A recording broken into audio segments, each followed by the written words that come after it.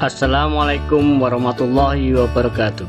Sahabat Budi Sulaksono Channel, kali ini kita akan mempelajari materi gerak pada tumbuhan. Perhatikan tayangan berikut dengan seksama. Tumbuhan sebagai salah satu makhluk hidup pasti juga melakukan gerak. Akan tetapi gerak pada tumbuhan tidak seperti halnya gerak pada manusia atau hewan. Gerak pada tumbuhan sangat terbatas dan bukan berupa gerak berpindah tempat.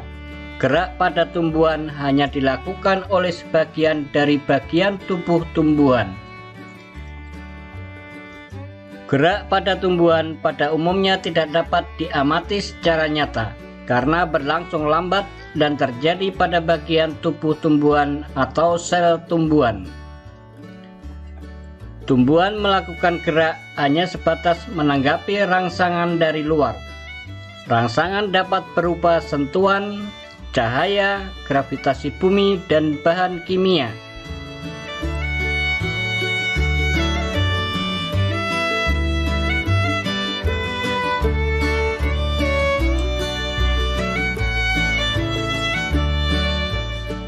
Sahabat belajar Budi Sulaksono Channel, perhatikan peta konsep gerak pada tumbuhan berikut.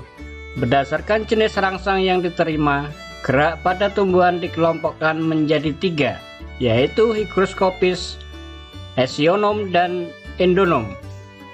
Gerak esionom dikelompokkan lagi menjadi 3, yaitu gerak tropisme, gerak taksis, dan gerak nasti. Gerak tropisme dikelompokkan menjadi 5, yaitu hidrotropisme, geotropisme, fototropisme, tikmotropisme, dan kemotropisme. Gerak taksis dikelompokkan menjadi 2, yaitu fototaksis dan kemotaksis. Sedangkan gerak nasti dikelompokkan menjadi 6, yaitu seismonasti, niktinasti, fotonasti, termonasti, haptonasti, dan nasti kompleks. Sahabat belajar Budi Sulaksono Channel, sekarang akan kita bahas lebih dalam lagi. Gerak higroskopis. Gerak higroskopis adalah gerak pada tumbuhan akibat adanya perubahan kadar air dalam sel tumbuhan, sehingga menyebabkan penyusutan yang tidak merata pada bagian sel. Ketika buah polong-polongan sudah tua, terjadi perubahan kadar air di dalam sel secara tidak merata. Akibatnya, terjadi pengerutan bagian buah yang tidak merata. Pengerutan ini membuat buah polong menjadi terbuka.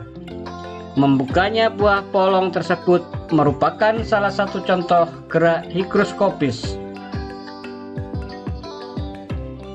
Selain membukanya buah polong-polongan, contoh gerak higroskopis yaitu membukanya dinding sporangium atau kotak spora tumbuhan paku. Sahabat belajar Budi Sulaksono Channel, selanjutnya gerak esionom. Gerak esionom adalah gerak pada tumbuhan yang disebabkan adanya rangsangan dari luar tubuh tumbuhan atau lingkungan sekitar. Berdasarkan respon gerak yang dilakukan tumbuhan, gerak esionom dibagi menjadi 3, yaitu gerak tropisme, gerak taksis, dan gerak nasti. Gerak tumbuhan yang arah geraknya dipengaruhi oleh datangnya rangsang dari luar disebut gerak tropisme. Arah gerak tumbuhan yang mendekati arah datangnya rangsang disebut gerak tropisme positif. Tetapi jika arah gerak tumbuhan menjauhi rangsang disebut gerak tropisme negatif. Sahabat belajar Budi Sulaksono Channel, jenis gerak tropisme yang dipengaruhi oleh rangsangan cahaya disebut dengan gerak fototropisme atau heliotropisme. Tumbuhan yang arah tumbuhnya mendekati sumber cahaya disebut fototropisme positif. Sedangkan yang menjauhi cahaya disebut gerak fototropisme negatif. Sahabat belajar Budi Sulaksono Channel, Gerak akar yang menuju ke pusat bumi dan gerak batang menjauhi pusat bumi disebut gerak geotropisme atau gravitropisme. Gerak akar menuju pusat bumi disebut geotropisme positif. Sedangkan gerak batang yang menjauhi pusat bumi disebut geotropisme negatif. Selain tumbuh menuju pusat bumi, gerak pertumbuhan akar juga dipengaruhi oleh sumber air. Pertumbuhan akar menuju sumber air disebut gerak hidrotropisme. Gerak melilitnya sulur tumbuhan pada tempat rambatnya merupakan contoh gerak tekmotropisme. Sahabat belajar Budi Sulaksono Channel, pergerakan bulu serbuk menuju sel telur dipengaruhi oleh zat gula atau zat kimia yang dikeluarkan oleh bakal buah. Gerak tropisme yang dipengaruhi oleh zat kimia disebut kemotropisme. Sahabat belajar Budi Sulaksono Channel, selanjutnya gerak taksis. Gerak taksis adalah gerak pindah tempat seluruh bagian tumbuhan yang arahnya dipengaruhi oleh sumber rangsangan. Euglena viridis merupakan organisme yang dapat dikelompokkan ke dalam algae atau protista mirip tumbuhan karena memiliki klorofil dan mampu melakukan fotosintesis. Dalam hidupnya, organisme tersebut membutuhkan cahaya. Oleh karena itu, Euglena viridis akan bergerak mendekati sumber cahaya. Namun, jika intensitas cahaya terlalu tinggi, Euglena viridis akan berusaha menghindar. Kemampuan berpindahnya Euglena viridis disebabkan oleh organisme tersebut memiliki alat gerak berupa flagela dan reseptor cahaya. Pergerakan Euglena viridis ini disebut dengan gerak fototaksis. Jadi, gerak fototaksis adalah gerak seluruh tubuh tumbuhan yang dipengaruhi arah rangsangan cahaya.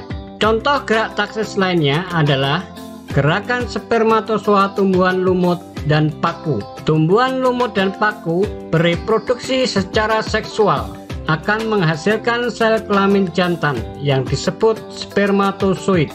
Spermatozoid mampu bergerak menuju sel kelamin betina yang terdapat pada artegonium akibat tertarik oleh zat gula dan protein tertentu yang dihasilkan oleh artegonium.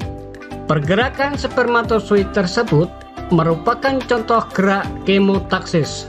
Jadi, gerak kemotaksis adalah gerak taksis tumbuhan yang dipengaruhi oleh rangsangan berupa zat kimia. Sahabat belajar Budi Sulaksono Channel, selanjutnya gerak nasti.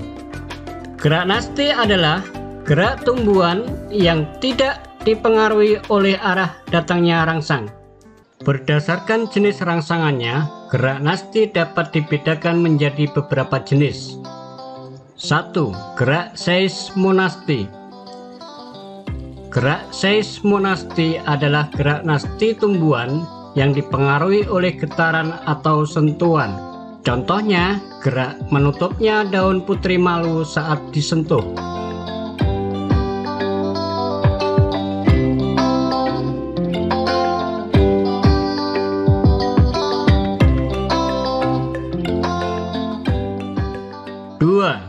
Gerak niktinasti.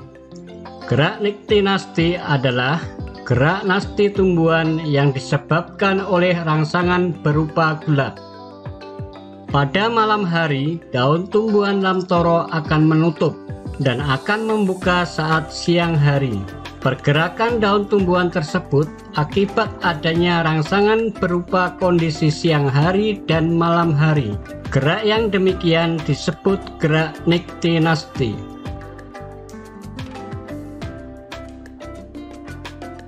Selanjutnya yang ketiga, yaitu gerak fotonasti. Gerak fotonasti adalah gerak nasti pada tumbuhan yang disebabkan adanya rangsangan berupa cahaya. Pada sore hari, bunga pukul 4 akan mekar. Mekarnya bunga pukul 4 disebabkan oleh adanya rangsangan cahaya sore hari. Gerak membukanya bunga pukul 4 itu disebut gerak fotonasti. Selanjutnya keempat, yaitu gerak termonasti. Gerak termonasti adalah gerak nasti tumbuhan yang dipengaruhi oleh rangsangan yang berupa suhu.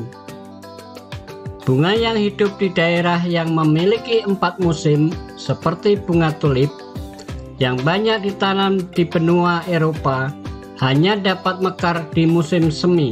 Mekarnya bunga di musim semi disebabkan oleh suhu udara pada musim semi terasa lebih hangat. Gerak mekarnya bunga tulip disebut gerak termonasti. Selanjutnya jenis gerak nasti yang kelima, yaitu haptonasti. Gerak haptonasti adalah gerak nasti yang terjadi pada tumbuhan insektivora yang disebabkan oleh sentuhan serangga. Contohnya daun tumbuhan insektivora. Jika ada serangga yang menyentuh, daun menutup sehingga serangga tertutup daun, kemudian dicerna dengan enzim.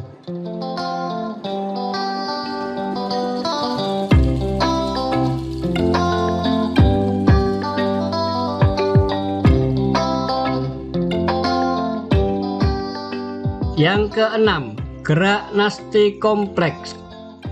Gerak nasti kompleks adalah gerak nasti yang dipengaruhi oleh banyak rangsang, yaitu rangsang cahaya, zat kimia, panas, dan air. Gerakan ini terjadi pada proses membuka dan menutupnya stomata. Membuka atau menutupnya stomata dipengaruhi antara lain oleh tekanan turgor, cahaya matahari, karbon dioksida, dan suhu.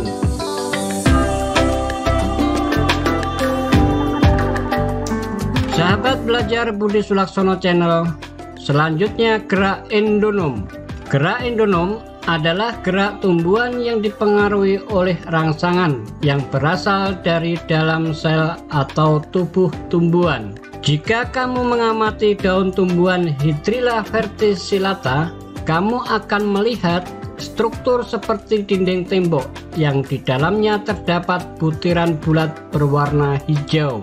Struktur seperti tembok ini merupakan sel daun.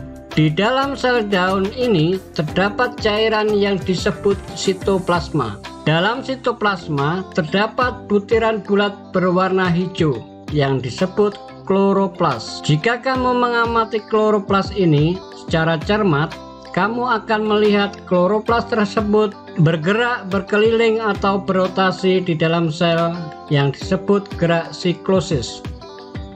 Pergerakan tersebut sebenarnya akibat dari pergerakan atau aliran sitoplasma dalam sel.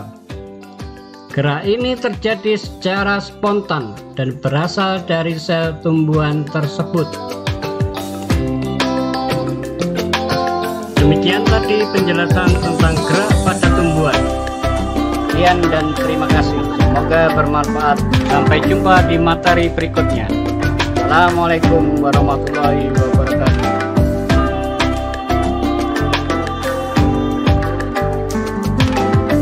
Jangan lupa subscribe channel ini agar kalian tidak ketinggalan update dari materi berikutnya.